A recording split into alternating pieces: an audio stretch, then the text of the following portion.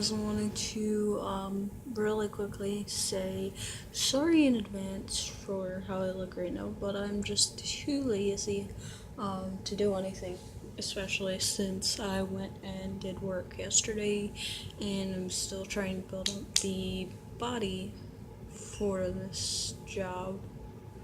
Um, So yeah, anyway, there's nothing really to explain about that. So as you guys knew, by the title of this video, um, that wasn't an intentional rhyme. Anyways, so today I'm going to talk to you a little bit about how I am trying to grow out my hair. Now there are plenty of things you can try and do that might help. There's several different methods, but this is just the way I've been doing it. Sorry, playing around. But this is just the way I've been doing it. Sorry about that, somebody just came into the room. So anyways, let's just get into it, I guess. Alright, so the first thing that most people would be concerned about is breakage in their hair, and that can happen by many ways. And that might be why you're trying to watch this video, or maybe you're just curious on how to grow your hair longer. But I had small pieces of breakage. My hair never really got damaged all that much. And I'd been heat styling my hair since 5th grade, but as I learned, I needed a heat protectant. I didn't learn that though until I was about 12, maybe, no, I had to be like 13, and it was in like 7th grade when I realized, hey, everybody else is using a heat protectant, why didn't I think of that? I just never did up until that point. So, now thinking about heat protectants and stuff, and damage, that would be the number one thing that most people would be concerned about, is using or not using any heat protectant and when you should use it. Well, here's the thing. You should always use a heat protectant, whether you're blow drying your hair, on even sometimes on the warm setting, it still cause damage to your hair. I've seen it happen on people with really dry hair, even people with bleach blonde hair. As it's slowly coming out, they still want to blow dry their hair, so they even put it on the warm setting. What actually happens is the hair gets, because it's over processed already, adding a little bit of warmth to that, it ends it. So make sure you use a heat protectant, and don't use heat if your hair is really damaged. There are several different methods to straighten or curl your hair. They're all over YouTube. I might have made a video on how to straighten your hair with the pin straightening method. Basically, you take a layer of hair when your hair is wet, or you could do it when it's dry. It's just a lot harder, might take a lot longer. Take a small section of your hair. Now your hair could probably maybe longer than this. Take a section when it's damp and just put several bobby pins, and then take another section and repeat, and do that all the way around your head. Make sure to wrap it tightly, make sure it's secure against your head, so that way when you're finished your hair looks a lot like this, and it's secured against your head, no pieces are moving. Some people choose to wear a silk wrap around their head, all that good stuff. Do that, and try to do that more often than straightening your hair. And even if you feel like your hair needs to be pin straight, I guarantee you, if you do this method, sleep on it overnight, take your hair down with a boar bristle or fake boar bristle brush, which is what I used to use, and you just brush it down, you will see that not only do you have a lot more volume up here, because your head's drying in the opposite direction and you're pulling tenderness, so you're actually pulling more hair, what seems like, out of your head. Try not to do it on over-processed hair though, just let that thing be. You'll see that you have more volume because you've been pulling, and now it's relaxing, So there goes poof. You can use mousse or whatever before you put your hair up in the pin straightening or even pin curling, where you take something and you wrap it around your finger. My hair is too short to do it. That's why I don't really worry about curls too much, since I have curly hair myself anyway, naturally. So I just let it be. But yeah, let it sit overnight or for a good couple hours until you feel your hair is almost dry. Take it down, brush it with a boar bristle or a non-boar bristle brush, which is what I used to use, a fake boar bristle brush from the dollar store, and your hair will definitely be a lot straighter.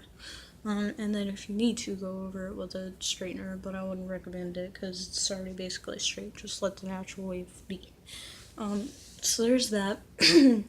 But even before that, talking about wet hair, of course, what are you supposed to shampoo your hair with? If you guys are curious, what do I shampoo my hair with to try and erase some of the damage?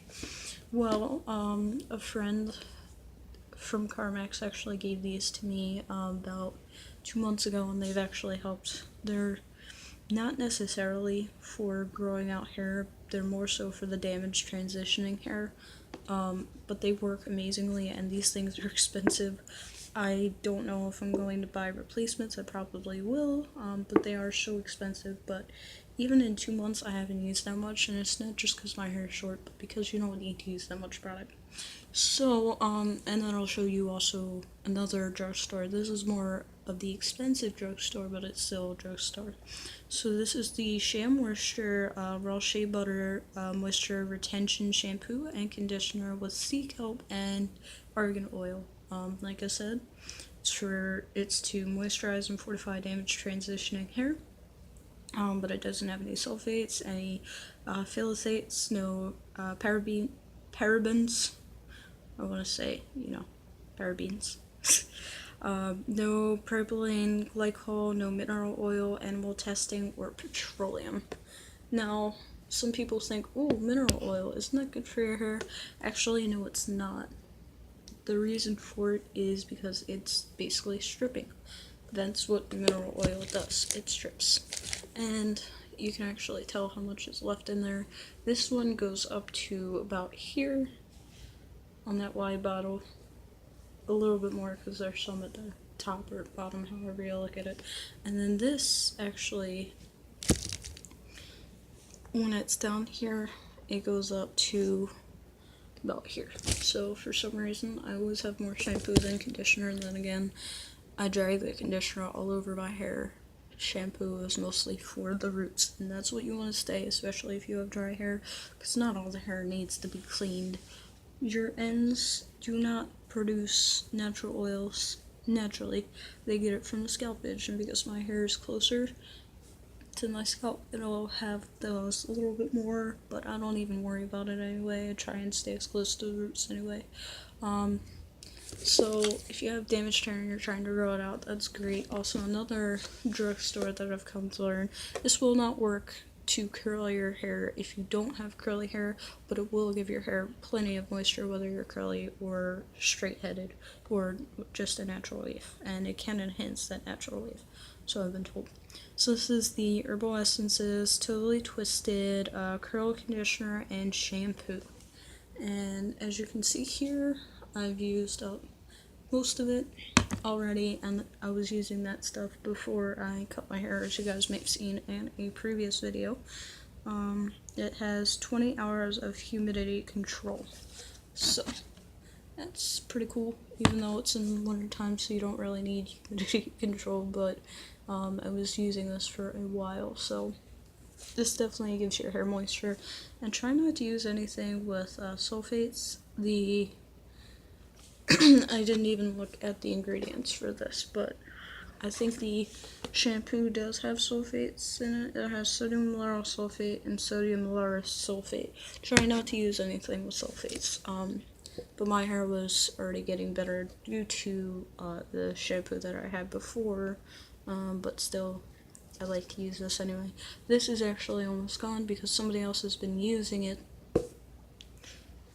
somebody else in the house has been using it, but I can't blame them because sometimes I use their stuff anyway, so haha, I got back to them. Also, if you have colored hair and you want to maintain the colored hair, let your roots grow out a little bit more than normal. I know that is a pet peeve for most. Try and let them grow out as much as possible. Maintain the color through a semi-permanent hair color. If you have pre-lightened hair and you are ginger or a redhead or you have bright orange hair, you don't need to go slapping that bright orange all over the place. If you've already had pre-lightened hair underneath of it, just go and buy a semi-permanent orange or demi-permanent orange, which has no developer or bleach in it or lightening powder, anything. Period. So, because my hair is burgundy and I wanted to give it a touch-up, and I didn't want to use box dye, again, for purposes of saving my hair, and it doesn't really need to be because my hair was black, then it was blonde, then I dyed it back to black because it went purple, then I lightened it a little bit to try and get the color out, so my hair is a little bit damaged, even after a couple of trims during that time, because my hair does grow pretty fast by itself. Also, let the natural stuff work in your head too. Don't try and strip it, don't try and wash your head as much. Anyways, so because of that, and I dyed it box dyed, the Garnier Deep and Dark Intense Burgundy, and because of that, what am I saying? My hair was a mess. It was still pretty, and the color came out great with some black tones and all over the place. It did not look like this. It looked more like a reddish version of this. And it wasn't as bright, of course. It was a little bit dark. It was burgundy. It was like this juice box right here, because this house is a pigsty. That is what my hair looks like. It looked like a pinkish purple. And like I said, I don't want to dye it with box dye, so I tried an alternative, and since I wanted my hair more intense purple and Tricare has limited standards, I just dyed it with a semi-permanent dye. This is going to be a 2-part video. I'm going to cut off now, and I will see you guys in the next video. Like, subscribe, and comment. Keep watching.